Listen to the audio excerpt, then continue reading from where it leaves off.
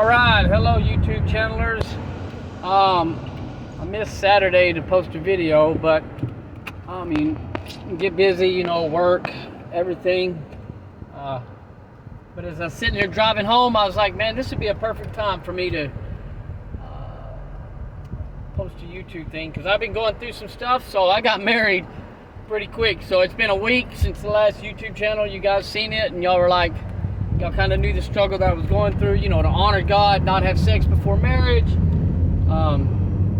So I sought the Lord. I've been seeing a girl. It's been getting pretty hot and heavy. It was getting to the point to where, like, I knew that if I kept going, that I was going to violate a covenant that I had with God, and I wasn't prepared to do that. I also wasn't prepared to just walk away from the relationship. So we both sat down and we were like, we're just gonna have to get married. That's what we're gonna do. So that's what we did. We got married, and not really so much now dealing with the fallout of family, church members, and things, but I think most of it's been in my head, but it's kind of big. But what I came up today and what I want to say today is, like, you know, we deal with people all the time that make decisions that we don't think are good. And I think sometimes what we do is we get all the way up in our feelings and our attitudes and our minds, or whatever you want to say. We get up in ourselves about it, and it might distance us from those people. And here's what I want to submit, because I'm going through this right now, and I have family and friends that think it's a terrible idea. Some have voiced it and some have not. Some want to, or some are going to, or whatever. But here's what I say is that and this is a learning experience for me in the future, when I'm dealing with somebody that's going to make a decision. You know when somebody's going to make a decision, or they've already made the decision, and you're like, man, I don't know if that's a good idea. Well, here's the thing, is like we say, I don't know, I don't think, because we can't read the future. We don't know the future, and we don't know everything. Even if said party was to reveal everything about the situation, we still really don't know all of it. So what I'm going to carry from this forward on is, when I encounter somebody that has made a decision that I don't think is the right decision, here's what I'm going to do. I'm going to say, hey man, I'm not for sure if that's the best decision in the world, but I'm going to support you in it. Now, granted, it's not about going out and getting drugs or doing dope. I'm saying when the person is actively sought God, and through it all, they've come up with, this is what they're going to do, and I'm going to support them. I'm not going to pull myself away from them. I'm not going to ostracize them. I'm not going to do anything like that. I'm going to support them, you know. I think maybe I've really kind of done that, because I've had a friend who, some friends who I thought needed to go into recovery when they relapsed. I was like, y'all need to go into a rehab. And they both were adamant about it. They said, no, man, we're not going to do it. And you know what I did? I supported them through it. And today they're sober and clean, and they're a family, and they're together. So it works. I just don't want my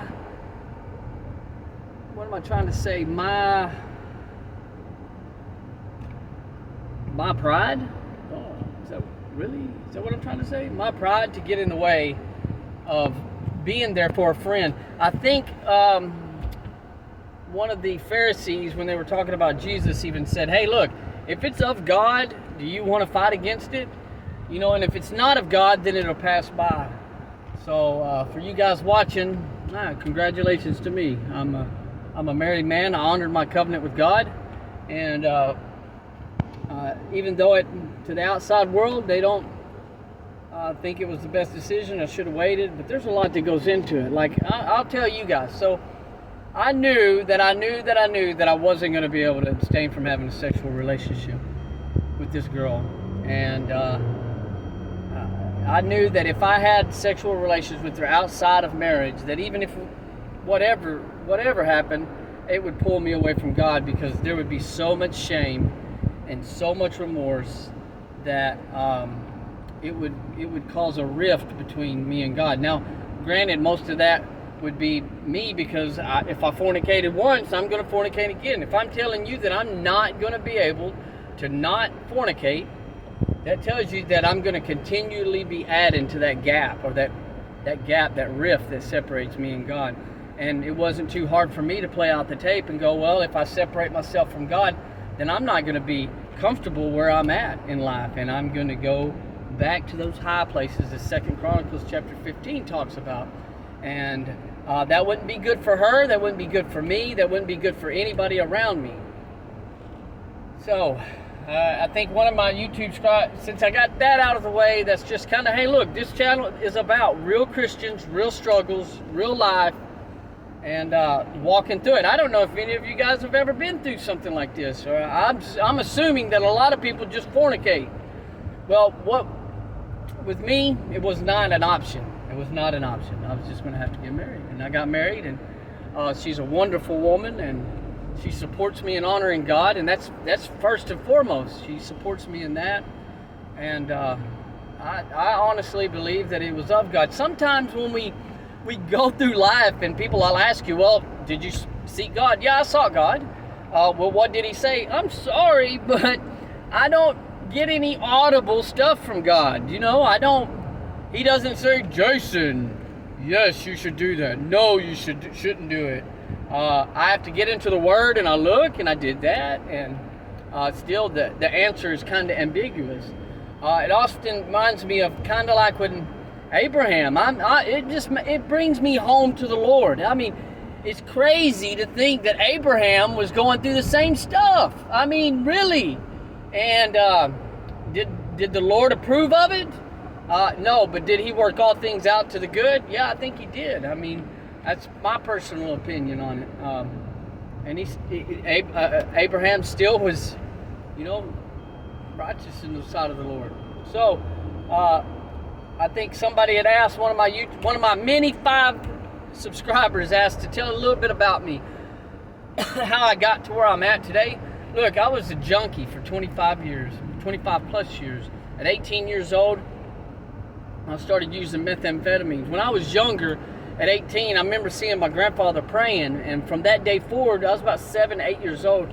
From that day forward, I talked to God a little bit, and I was always asking him to get me out of trouble. What I thought was trouble was getting beat up, neglected, whatever you want to say, separated, just neglected. I had a feeling inside of me that I was special, and the world and my surroundings was telling me something different. And so when I turned 18, I tried methamphetamines, and I lost my virginity and for the first time in my life, I filled all those holes that were gaping in my life. I had acceptance, validation, I had power, I had control, and that's the way it went for a long time. And it was good until it wasn't.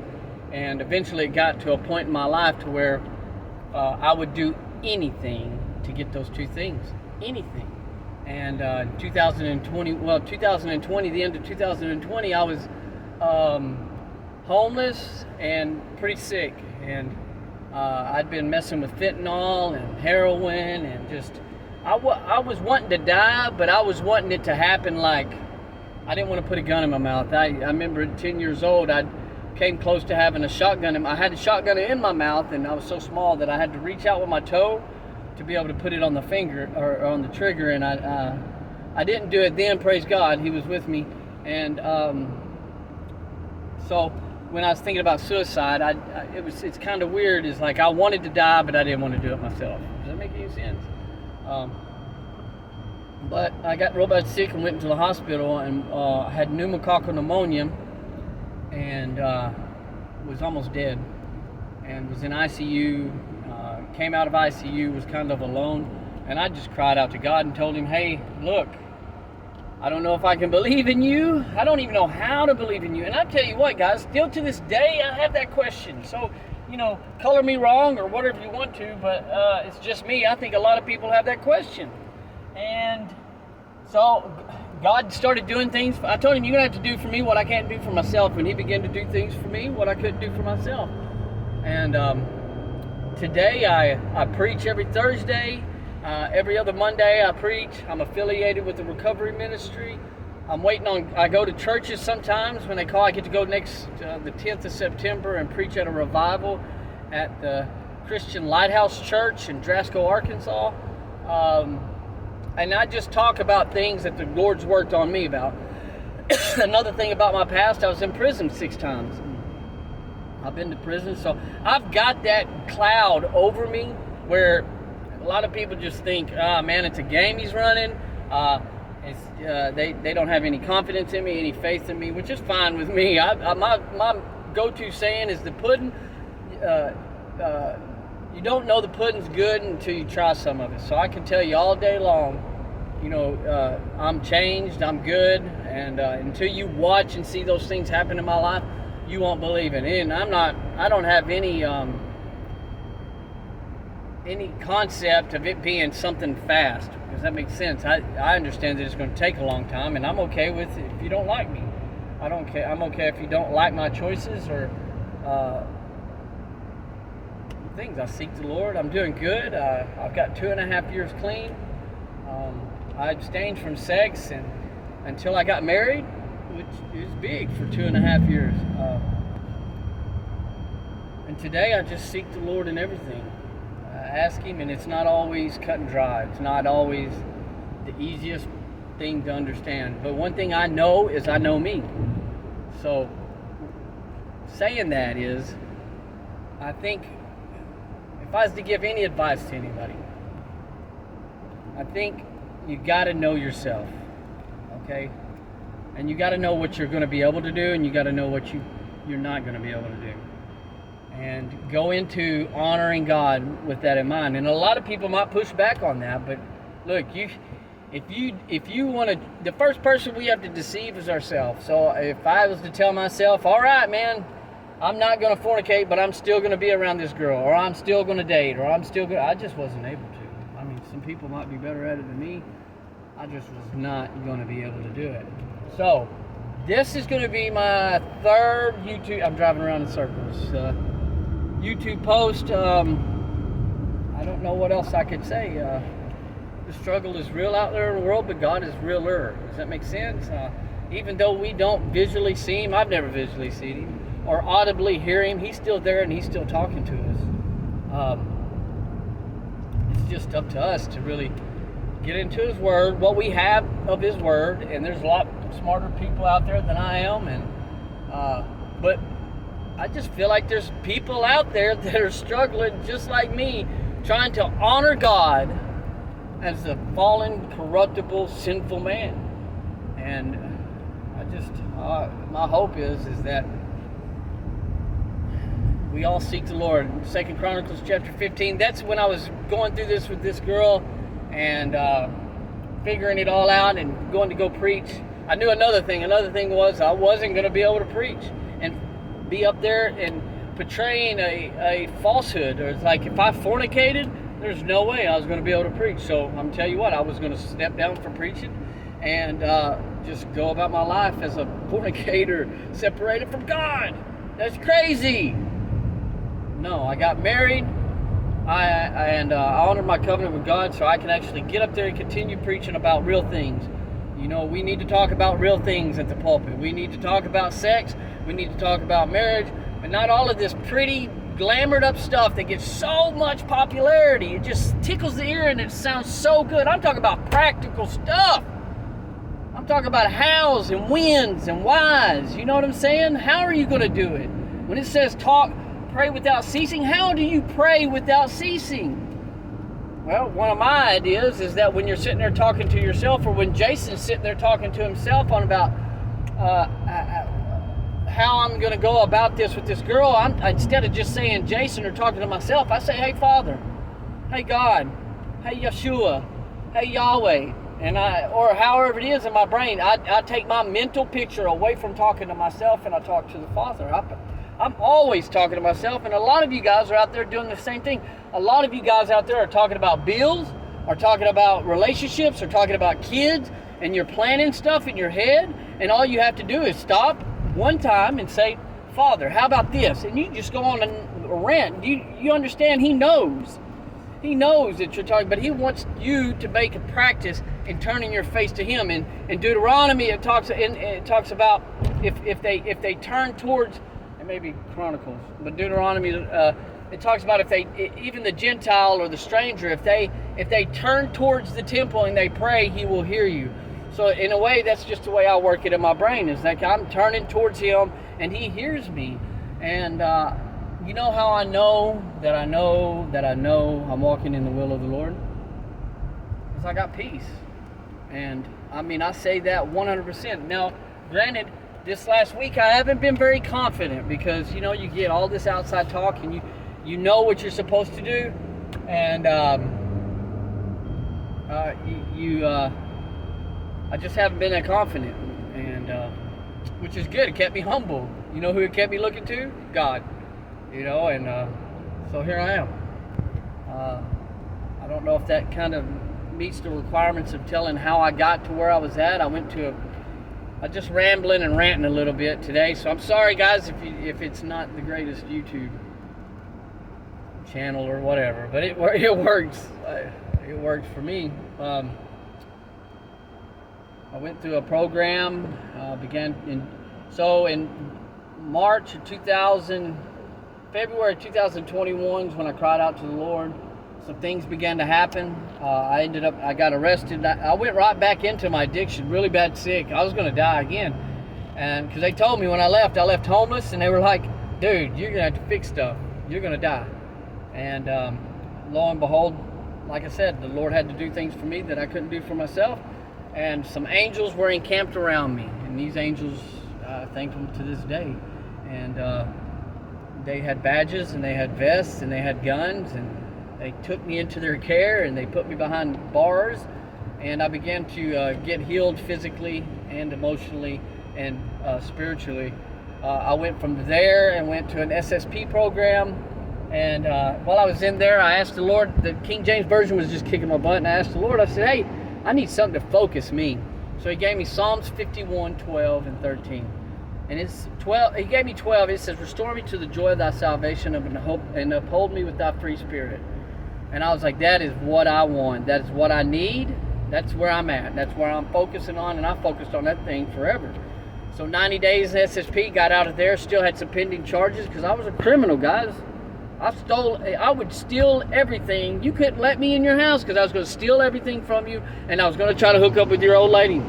And that's not good, but that's just who I was. And so I got out of SSP, had some pending charges, and went to was facing them in the court system, and got released to the Other Side Ministry in Wilburn, Arkansas. And when I went through there, I was on my face, and when they were singing, these people came up and singing, and I was on my face, and I was just praying. July 4th, let me back up because I'm rambling. While I was waiting in county on these pending charges on July 4th, 2021 at 8 o'clock at night, I got on my hands and knees, and I pledged my life to Jesus Christ. I told Him the same thing I told God. I said, I don't know if I can believe in you. I don't know how to believe in you, and you got to do for me what I can't do for myself. I said, you just got to work in my life to where I know. I said, I don't need heavens ripped open. I don't need none of that fancy stuff. I just need to know.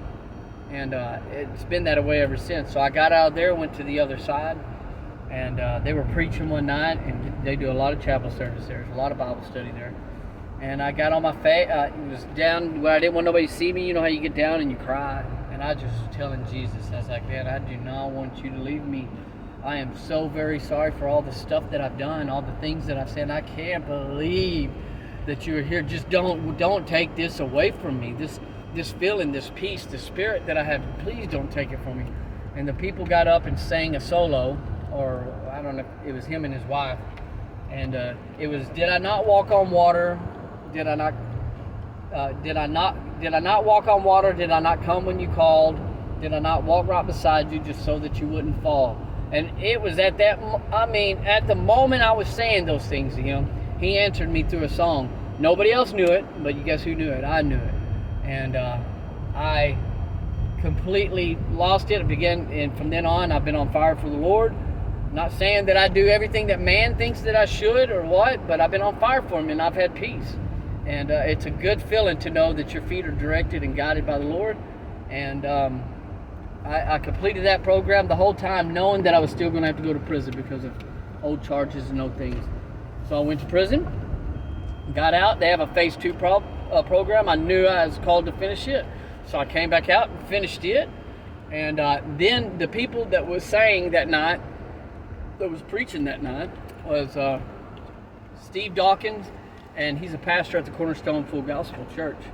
And I wouldn't classify myself as a Pentecostal, but I knew that this guy was it. And I walked up to him that night and told him I was spiritually stalking him. And for 2.5 years, I've been spiritually stalking him. And I ended up moving into his house. He rented me a room out. They've been the biggest, greatest blessing to me, besides my salvation in Jesus Christ and my God. And so that's where I'm at. I hope this YouTube channel helps people. Like I said, you can subscribe. That's what they always tell you, is that little thing, that little button down there, subscribe. I'm trying to get like 51 subscribers so I can start doing live streams. I'm not for sure. That's just a goal. I want to do a live stream. I want to be able to pop it up and stream anywhere, anytime. So that way you guys can, anybody that's watching, anybody that's, I don't know, maybe it does help people. And that's what I hope, is that somebody can get a laugh maybe, or can say, oh yeah, you know what, I'm going through the same kind of things that he's going through, and he hasn't lost hope, so I'm not going to lose hope. I love you guys. Amen. Praise God. See you later.